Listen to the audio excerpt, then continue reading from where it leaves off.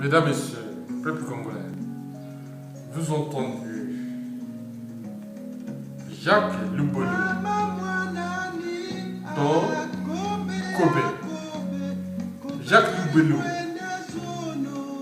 c'est un lari né, je pense, dans le Poul ou Brazzaville, ou voilà, Brazzaville, je pense.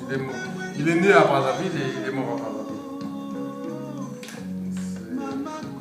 C'est quand nous, en tant qu'esprit de synthèse, on parle des universalistes, oui.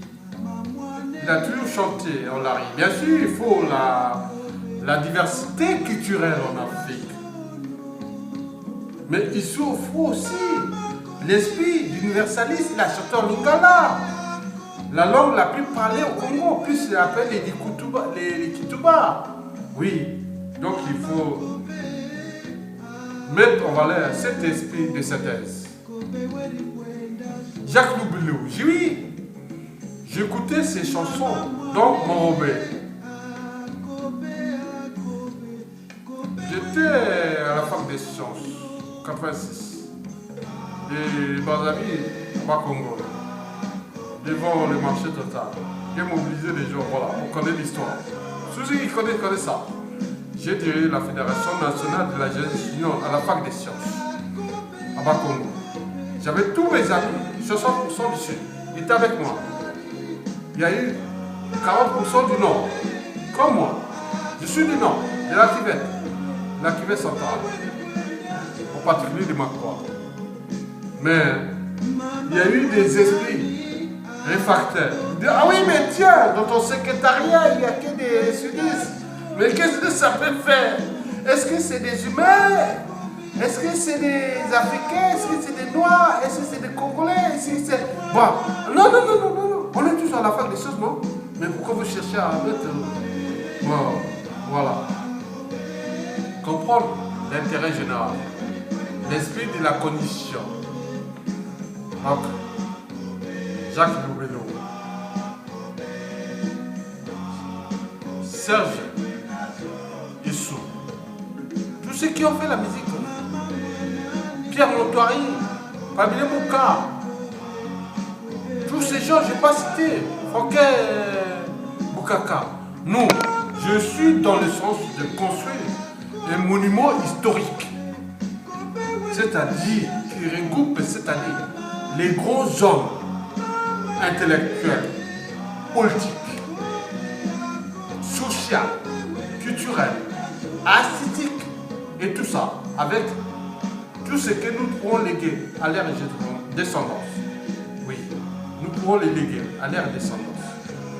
Oui, nous sommes en capacité morale, intellectuelle, cognitive et sociale, et voire civilisationnelle, de repenser ce que nous appelons des devoirs de mémoire de toutes ces intelligences, qui ne sont pas que des Clarisse Akola, ou tous ceux qui font sur les sites de la résistance, dont le petit Harold Gatien Samba, des Barzanous et d'autres.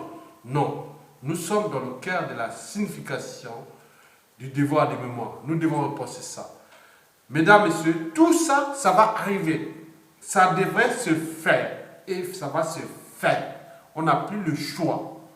Parce que pour penser ou repenser une société nouvelle, il faut que nous soyons tous et individuellement et collectivement en capacité cognitive de repenser et de voir d'abord notre histoire, notre mémoire, de tous ceux qui ont construit ce peuple congolais et ou bantou. À l'échelle d'abord congolaise, bien sûr.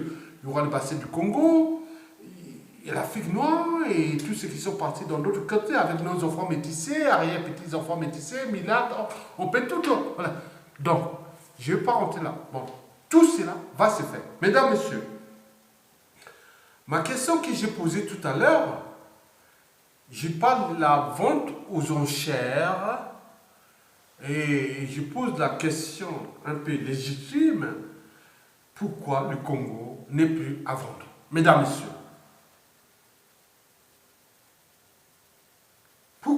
Congo n'est plus à vendre? C'est parce qu'il est déjà vendu. Ou plutôt qu'il est en train d'être vendu à la découpe. La vente à la découpe, c'est quoi? Prenez un immeuble. Généralement, dans la société occidentale,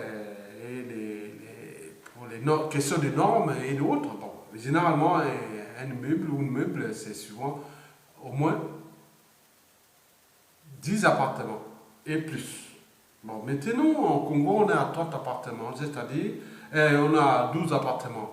Il y a la Likwala, la Sanga, la cuvette ouest, la cuvette centrale, les plateaux, oui, les plateaux, le Poul, la Boisa, la Likumu, l'Ignari et le Kulu. On peut aussi mettre ensemble la Brazza et Brazzaville, la capitale, et l'île Bamou. Voilà. Imaginez qu'il y a quelqu'un qui s'occupe de ça pour vendre ça à la découpe. C'est ça, la vente à la découpe. Mesdames, Messieurs, pourquoi le Congo n'est plus à vendre? C'est parce qu'il est déjà vendu. Ou plutôt qu'il est en train d'être vendu à la découpe. Par qui? Pourquoi? Et pourquoi faire? Mesdames, Messieurs, bon, le Congo vendu à la découpe, quel enjeu? Bon, mesdames, Messieurs, ne pensons pas à la question de la dette publique ou pas du Congo, la dette publique du Congo ou pas. La crise économique post-hold-up électoral, un coup KO à caractère tyrannique, clanique et confiscatoire de fauteuils présidentiels, des ressources naturelles et des comptes publics dont dispose le Congo ou non. Vendre le Congo à la découpe et pour nous, ou pour moi, ou pour vous, oui, si vous êtes libre, vous défendez votre pays. C'est inconcevable, insupportable et inacceptable. Car le Congo est notre bien commun. La terre de nos ancêtres depuis des millions, des milliards d'années. Oui. De nos vies, de nos familles, du passé, actuel et du futur, de notre existence, des générations actuelles et futures. Oui, le Congo n'est pas la propriété de Sassou, de Nguesso et de tous ces êtres politiciens stupides, trop stupides, pour être utiles aux problématiques politiques et morales liées à ce que nous appelons l'intérêt général. Mesdames, Messieurs, il faut que le peuple, aujourd'hui et maintenant, vite, vite, vite, puisse prendre ses responsabilités. Sinon, ça sera trop tard pour sauver le Congo et les biens communs.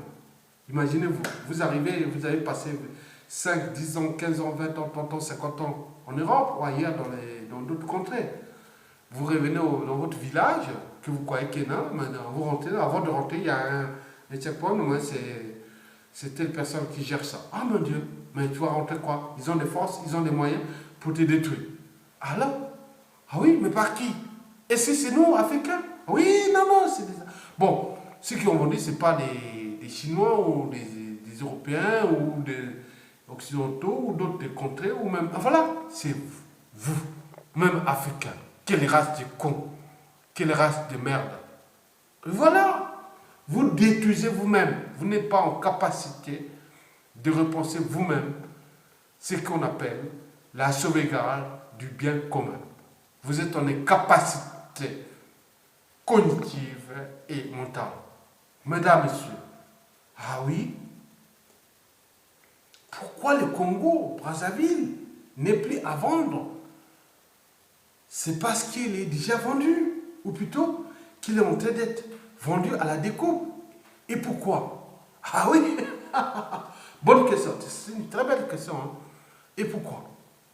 Parce que le dictateur Sassou Nguesso, qui a déjà en son compteur 48 ans de vie politique, de traitise politique, 40 ans de crimes multiformes et 33 ans de dictature, est là parce qu'il sait bien que s'il ne met pas ces enjeux qu'il a, l'État qu'il a confisqués, des moyens qu'il dispose, les finances publiques, les moyens militaires, les comptes publics, les renseignements et tout ça, mais il est foutu. En fait, c'est un lâche qui se bat pour sa propre survie.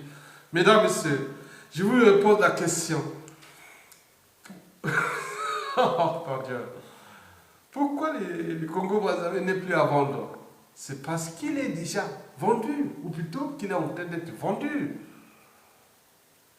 à la découpe. Et pourquoi? Parce que le dictateur Denis Sassou Nguesso, avec ses nombreux enfants adultériens, son clan au pouvoir tyrannique, c'est top opposant, faux opposant. Voilà, c'est entre eux, ils s'arrangent entre eux avec ces pseudo-élites aux têtes bien pleines, bourrées de diplômes, qui ne sont que là pour accompagner le processus de décivilisation à l'échelle congolaise et aussi dans tout le bassin du Congo et tout ça, on fait ça, hein. Ils viennent de réciter l'air truc, ils partent des télévisions, ils expliquent tout, on les voit, d'ailleurs, c'est ce qui énerve déjà. J'ai eu pas mal, je vous dis que depuis 2003, à nos jours, j'ai commencé à ne plus aller sur la télévision. Je vais seulement pour avoir une information sensible par rapport à ce qu'on m'a publié. Mais sinon, je ne vais plus à la télévision. Voilà, nous, c'est l'information instantanée. Voilà. Donc, nous étions au cœur de l'enjeu même de la culture globale. Moi, je fais partie de ce club. Parce que ma première connexion Internet date de 1997. J'étais quelque part à la Défense, Paris Défense. Voilà, vous connaissez bien. Mesdames, Messieurs, oui, le dictateur Denis Sassou Nguesso est en train de vendre le pays à la découpe parce que il faut qu'il assure la vie, la survie et le devenir de ses nombreux enfants adultériens, son clan au pouvoir, ses plans politiques et surtout ces pseudo-élites qui l'accompagnent, qui n'ont que des pleines consciences, comment on peut dire ça, des pleines consciences réfractaires, quelque part, n'ont pas de capacité mentale, intellectuelle et morale de pouvoir s'adapter aux forces du changement. Je vous informe d'ailleurs que le cas du Congo-Brazzaville, le régime de Sassou Nguesso, qui depuis 33 ans de sa dictature, a déjà aujourd'hui 9, il a des embrouilles avec 9 familles congolaises sur 10. Parce que ces êtres-là, et Sassou Nguesso 1, 2 et 3, aujourd'hui, ont tous affamé, abusé, humilié, torturé, fliqué, spolié, arrêté, emprisonné, empoisonné, ah oui, à la secte roumaine, et assassiné d'ailleurs. Voilà, tout ce circuit-là. Tous nos illustres esprits libres congolais, contestataires, réformistes et avancés. Quel drame et tragédie sociopolitique et humanitaire à l'échelle sociétale congolaise. Mesdames, Messieurs, oui, le peuple a été abusivement laissé pour compte et sans éducation, sans justice, sans sécurité, sans conditions humaine, c'est-à-dire l'accès à l'eau potable, à l'énergie, aux soins, à l'habitat, au cadre de vie, le transport en commun, etc., etc. On peut en citer tout ce qui font de la civilisation. Oui, l'Afrique noire est à cette échelle sociétale, c'est-à-dire à l'échelle animiste, bantou, et en particulier anthropologique congolaise, ce que je pense comme être la signification et l'expression génétique de certains gènes. Oui, l'expression du rôle positif ou négatif de certains gènes. Bien sûr qu'il y a des facteurs épigénétiques dans l'éducation, la culture et autres, mais ces gens qui utilisent ça, ils sont éduqués, ils sont formés, ils sont des intellectuels, ils sont des cadres, ils sont des ingénieurs, ils sont des professeurs universitaires, ils sont tout. Ils sont des officiers militaires, ils sont de la police, de la gendarmerie. Mais quand ils arrivent ici, par exemple, ils arrivent à Roissy ou autre, on dit monsieur, bonjour monsieur, vos papiers s'il vous plaît. Mais là-bas, c'est une brutalité abusée. Voilà, mais pour qu'ils ne soient pas capables de mettre ces enjeux, non seulement dans le sens de la dignité humaine et dans l'expression même de la liberté. Donc il y a un problème. Oui, il y a un problème anthropologique. À l'échelle, d'abord, moi je suis un Bantou, donc je parle à l'échelle du bassin du Congo, qui c'est l'écosystème le plus riche du continent noir. Vous voyez l'équateur qui passe en Afrique, c'est tous ces bassins-là. Vous voyez là où il y a la verdure africaine. C'est là où se concentre l'Amazonie de l'Afrique. C'est là où ça pose problème.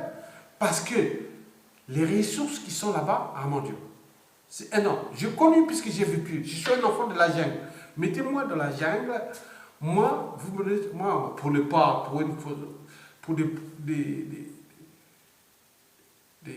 problématiques de type pratique, bon, donnez-moi là des aliments. Oui, des aliments. J'aurais besoin de quoi? Un sac de riz, tout simplement. Et vous me laissez, je rentre dans la jungle. Je suis sûr que vous me retrouver dans 1 mois, 2 mois, 3 mois. Je dirais comment en bonne santé. Parce que c'est un écosystème que j'ai vécu. Je suis un enfant né à Brazzaville. Je suis rentré dans la jungle à l'âge de 7 ans. J'ai vécu que ça. Imaginez que je vous parle. J'ai vécu ça. J'ai vendu, j'ai cultivé du cacao, j'ai fait tout. Voilà, il est quelque part en Occident, en France, qui a enseigné les sciences naturelles au lycée, à Brazzaville. Mais, attendez, il est là quelque part en Europe, en France. Non, il connaît bien les enjeux. Mesdames, messieurs. Oui, alors, bon, comment comprendre que, ou accepter que le bassin du Congo, qui est d'ailleurs le plus riche du continent noir, soit en proie à tous ces intelligences maléfiques. Oui. Bon, bien sûr, ils sont là pour détruire humainement, politiquement, économiquement, écologiquement et sociétalement cet écosystème. Mais donc, nous sommes donc en guerre contre ces êtres que nous devons les déborder, les définir. Il faut les étudier, il faut les voir, il faut voir comment ils pensent et tout ça, mais c'est bien. Voilà, ils vont donner des contradictions parce qu'ils ont des moyens, ils ont des couvertures médiatiques, ils peuvent tout utiliser, ils ont les moyens. Mesdames, messieurs, pourquoi le Congo-Brazzaville n'est plus à vendre? C'est parce qu'il est déjà vendu. Ou plutôt qu'il est en train d'être vendu. Et pourquoi faire, mesdames, messieurs? C'est pour la survie du dictateur de Sassou Nguesso, bien sûr, de ses enfants, de son clan au pouvoir tyrannique, de ses nombreux dignitaires et valets locaux ou étrangers. C'est ça, tout simplement, il n'y a rien à voir. Parce qu'ils ont trop d'embrouilles avec le peuple. Ils ont fait leur économie, voilà, donc ils sont là pour se défendre entre eux, se serrent entre eux, pour détruire un peuple. Mais ils ne sont que moins de de 2, 3 000, mais nous sommes des millions. Et aujourd'hui, quand on couvre les bassins du Congo, nous sommes 120 millions d'individus. Mais bien quoi, ce que je ne savais pas d'être nombreux pour... Voilà, ils ont des stratégies, d'où l'enjeu de réformer aussi nos stratégies. Bon, ces aides-là qu'on nous parle, qui sont au sein des régimes politiques du bassin du Congo, et surtout, je suis qu'à la chaîne du Congo-Brazzaville. Notons bien au passage que je suis de la région de la Kivette, la région de Sassou Nguesso. Je suis un de la région de Cuba. J'écoute, je comprends sa langue. Donc, entre Sassou Nguesso,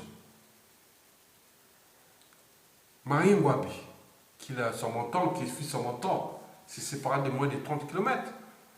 Et moi, donc, Banco, l'Équateur, c'est moins de 72 km. Et Mokoko aujourd'hui, qui est de la Mako, c'est comme moi. Donc, on comprend les enjeux. Donc, vous êtes au cœur de l'enjeu. Et sachant que les Makois sont les plus nombreux. Et ceux qui disposent les plus grands des réseaux de territorialité dans la région de la Kivette. Donc, il y a des gens qui râlent en coulisses, qui sont là pour nous faire. Mais, ils sont seulement en situation de guet-apens. Donc, Sassou Nguesso le sait d'ailleurs. C'est pourquoi il utilise les mercenaires. Mesdames, Messieurs,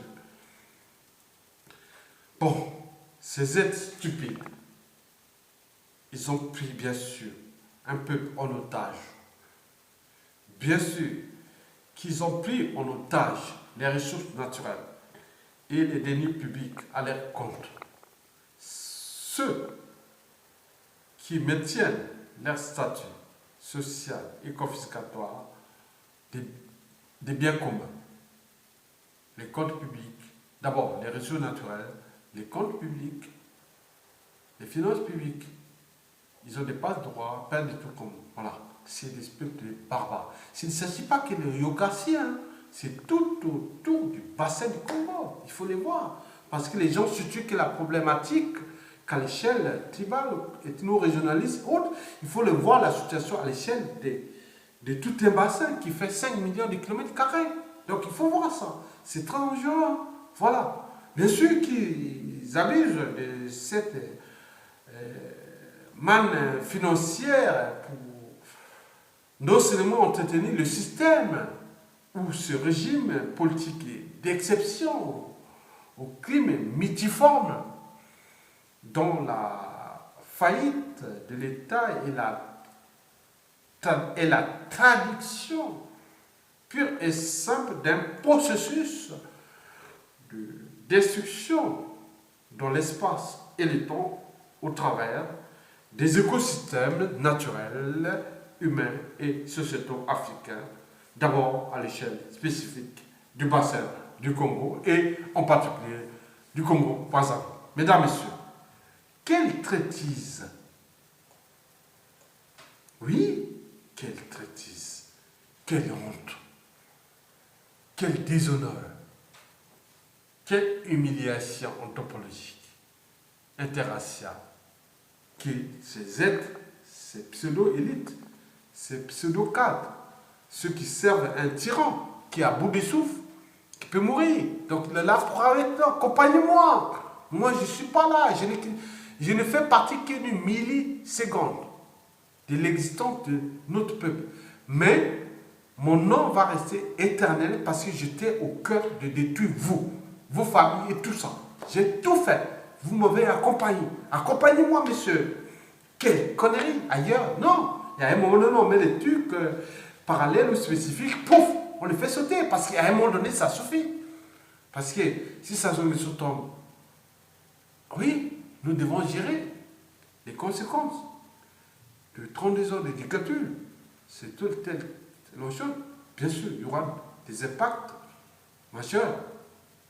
D'abord à l'échelle individuelle, collective, locale, régionale, nationale et surtout continentale et planétaire. Mesdames, Messieurs, pourquoi le Congo-Brazzaville n'est plus à vendre? C'est parce qu'il est déjà vendu, ou plutôt qu'il est en train d'être vendu à la découpe. Et pourquoi faire? Bien sûr, le dictateur qui a déjà 48 ans de dictature. Ah oui, il a commencé l'athlétisme, 48 ans de vie politique, c'était question de dictature, de traîtrise, parce que c'est quelqu'un que vous êtes en compte à côté, des jours après, il va vous tuer, il va faire... Il était que comme ça, c'est des traîtres. Les traîtres, c'est plus dangereux qu'un ennemi. Donc, restez toujours quelqu'un qui vous dit non, je ne vous aime pas, je déteste. Oui, c'est bien. Mais celui qui vous dit, ah, mon ami, voilà, connaît ça. Il a fait ça depuis 1968, Sassou Nguesso. Après, il est arrivé l'assassinat de son mentor en 1977. Et puis les chutes des primitiformes alors. C'est une période d'horreur, jusqu'à nos jours. Après, il est dictateur, depuis entretenu par des forces qui l'ont entretenu, qui l'ont donné tous les moyens, de renseignement, de ceci. C'était dans le sens d'une guerre raciale, d'abord. Parce que ce n'est pas une guerre économique, hein, parce qu'on parle que des intérêts supérieurs. Alors qu'ici, on parlait des intérêts, on peut parler aussi des investissements. Il n'y a pas eu d'investissement, il n'y a que des intérêts supérieurs. Donc, autre, je pense qu'on peut la situer dans une guerre raciale. Mais le monde a changé, il va changer. Et nous n'avons nulle part où aller, parce que nous sommes contenus dans un espace qui s'appelle la planète Terre. Nous allons nous mélanger. La matière n'a nulle part où aller. Elle ne sait ni créer, elle sait ni simplement créer, elle sait simplement transformer. Et elle est toujours là. Donc nous devons la comprendre. Donc le monde d'aujourd'hui, imagine le monde, l'Europe en 2250 ou en 2080, ou non, 2250, en 2500, combien, même l'Afrique, moi ce que je donne pour l'humanité. D'où l'enjeu de comprendre déjà, de donner des idées pour le futur. Donc je suis au cœur de l'enjeu.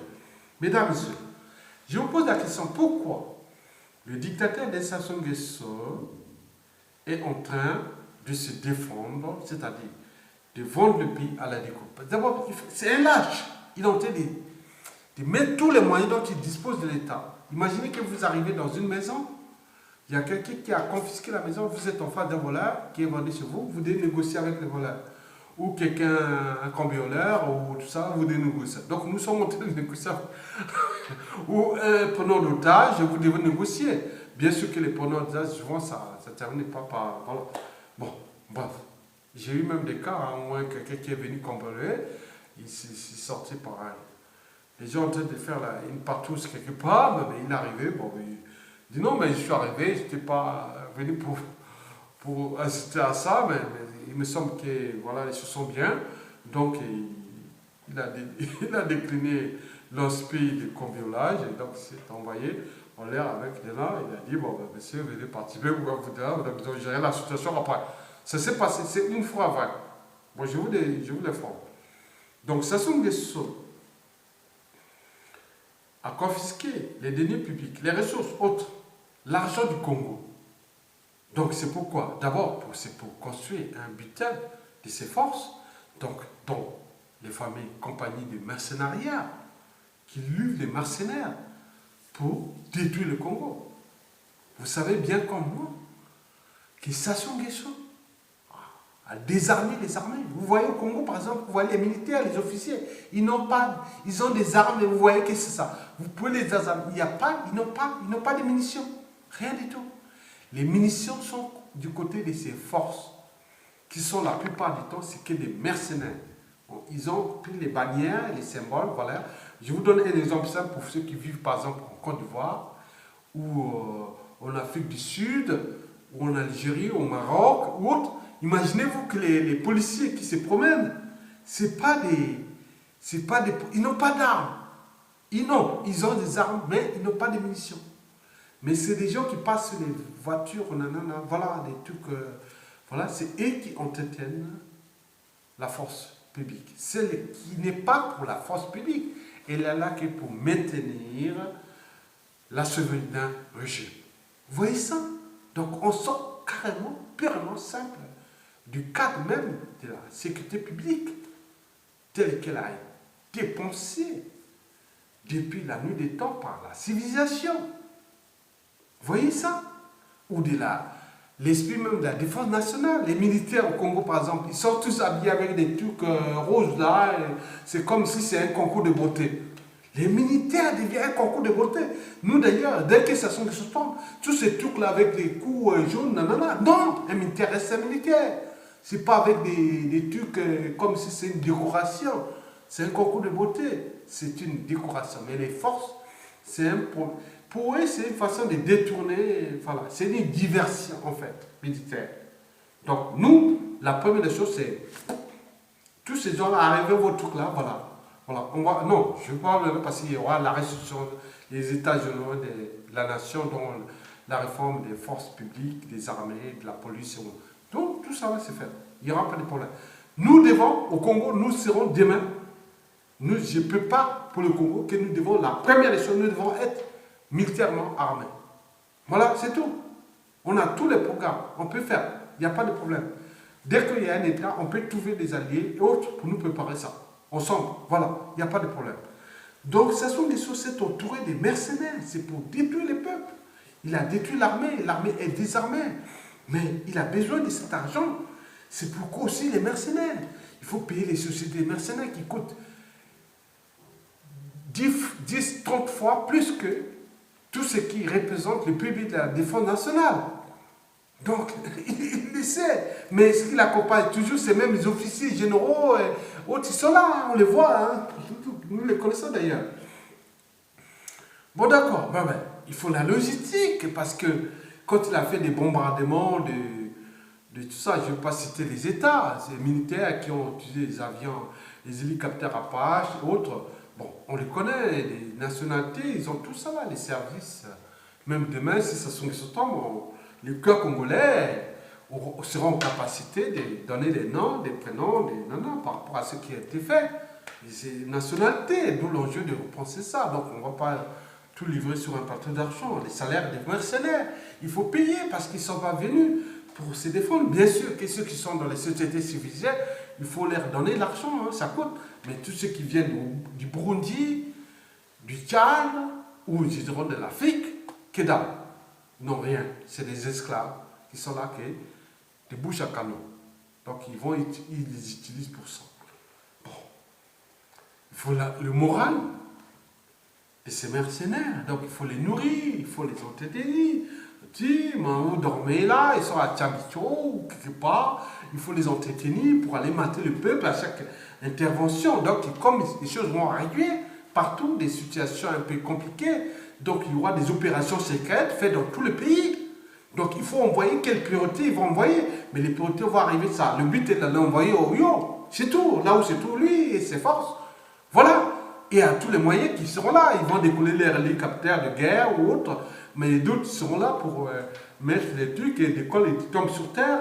Et ils sont. Voilà. Donc il va être là. Il va dire bon, j'attends. Attendez, venez mettre en fait. Oui, messieurs, on vous attendait. Parce que s'il s'agit de vous tuer, vous avez tué le peuple congolais. Vous avez tué les intellectuels. Vous avez tout le monde.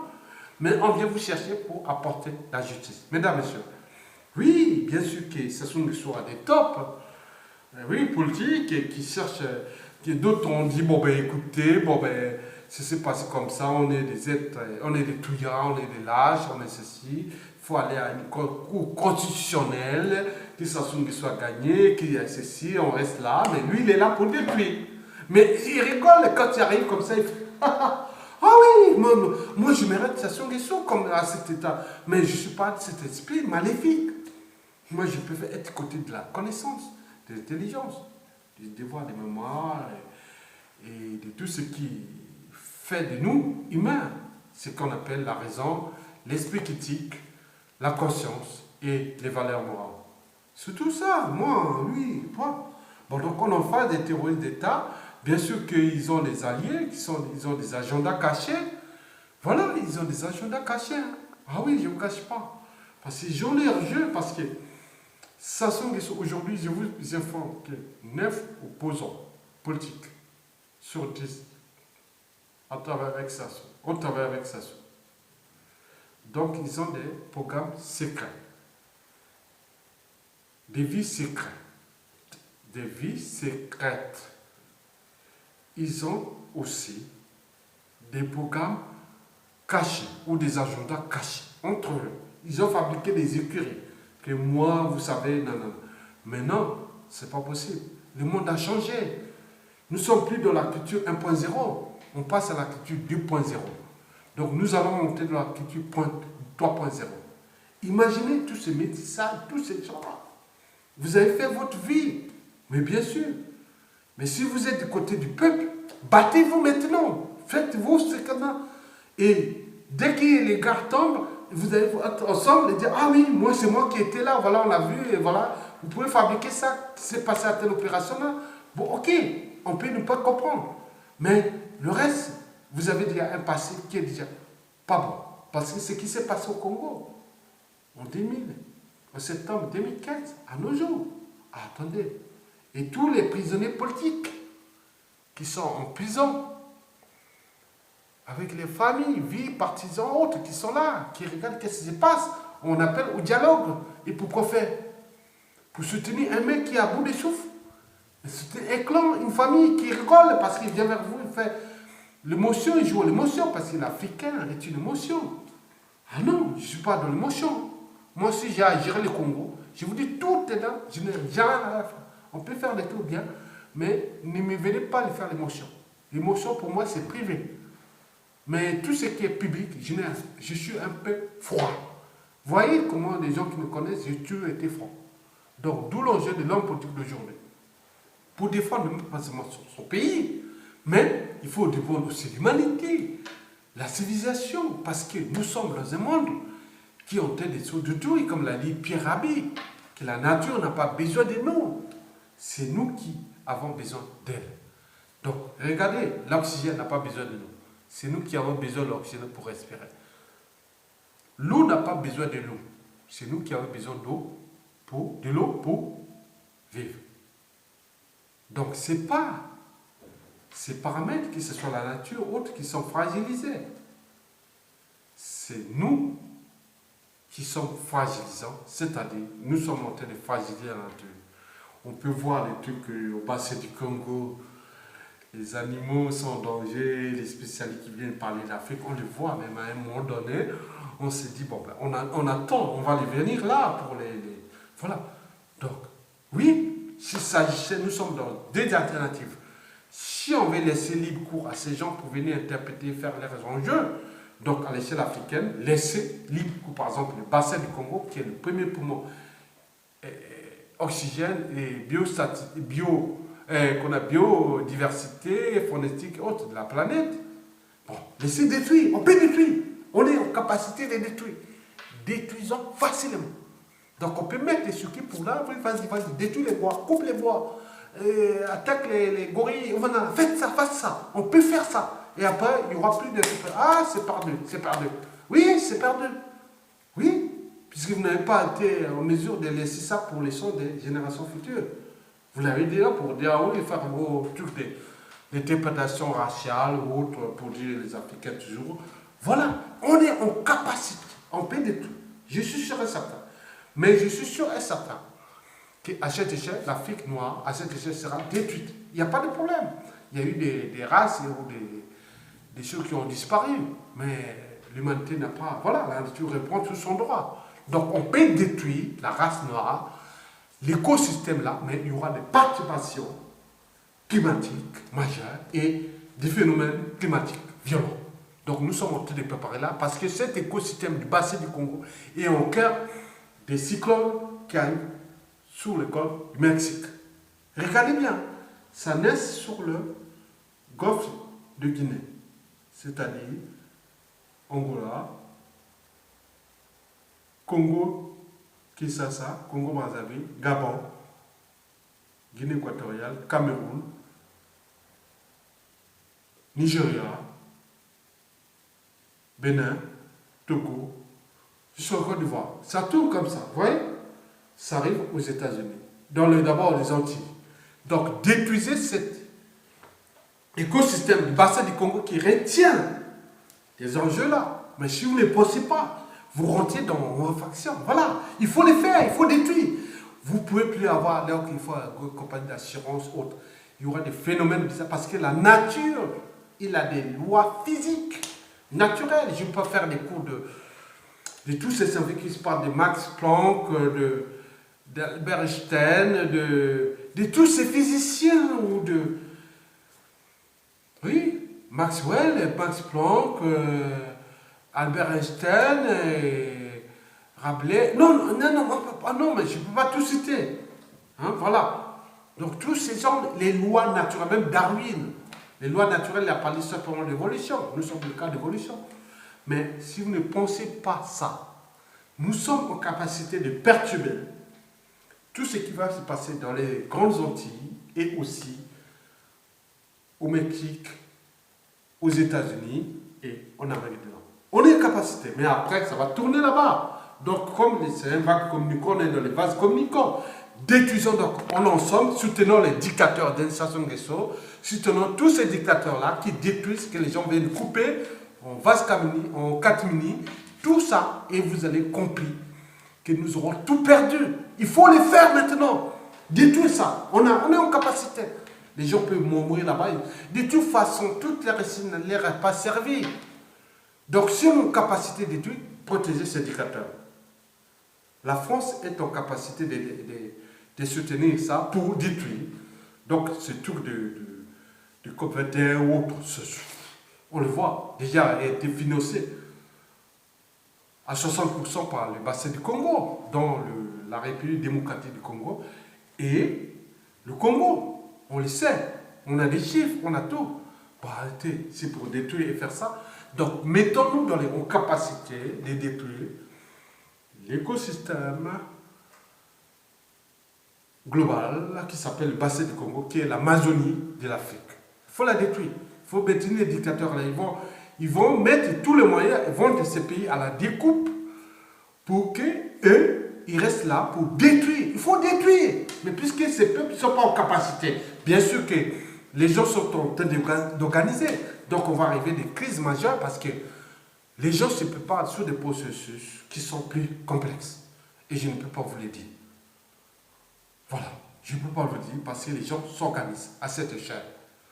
Donc, je ne vais pas livrer sur un plateau d'argent, mais je voulais simplement constater les problématiques et les enjeux. Et voir ce qu'on peut faire du point de vue, ce que tout le monde sait. Bon, et aussi inquiéter les choses qui peuvent arriver, surtout les grandes Antilles.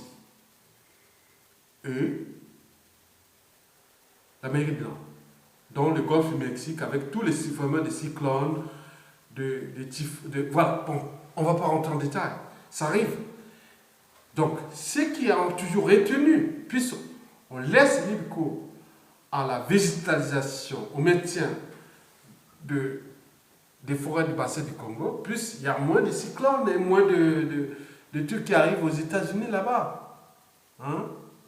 En Amérique du Nord, autre. Parce que vous voyez les trucs de là, après, ils traversent l'Atlantique, ça fait comme ça arrive aux grandes Antilles, et après, ils montent au golfe du Mexique, et ils prennent, voilà, tout le temps. Donc, nous sommes là en train de préparer. Mais je suis sûr et certain que nous aurons des phénomènes violents. Et comme la nature, elle est là, c'est comme un coup de, tu vois, ça passe aux États-Unis là-bas, mais ça peut revenir par là-dedans, par un cyclone qui arrive, un truc qui est vraiment... Voilà, qui arrive en Europe par les courants lignons et tout ce qu'on connaît. Bon, donc la nature ne peut nous... on ne négocie pas avec la nature. C'est nous qui devons la comprendre. Ou la négocier d'ailleurs. Mais la nature n'a pas besoin de négociation. Il faut la protéger parce qu'elle a déjà là plus de milliards d'années. Elle est là. Donc c'est gérer ces phénomènes qui nous interprétons à l'échelle scientifique qu'on appelle les mégasciences, les maxisciences. Voilà. Donc on peut aller plus loin. D'accord? Je ne vais pas en faire des cours de physique quantique. Voilà. Parfait. Merci beaucoup.